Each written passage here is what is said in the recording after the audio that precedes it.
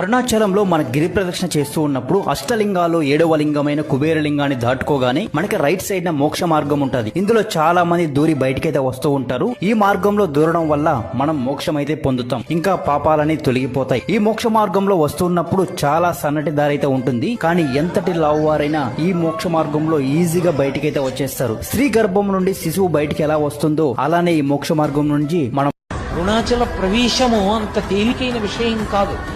అరుణాచలంలోకి వెళ్ళాడు అంటే వాడికి ఏదో అధికారం ఉంది, పరమేశ్వరానుగ్రహాన్ని పొంది ఉన్నాడని గుర్తు.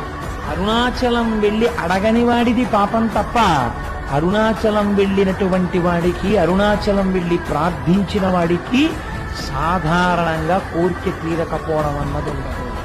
అంత పరమపావనమైనటువంటి క్షేత్రము ఆ అరుణాచల క్షేత్రం.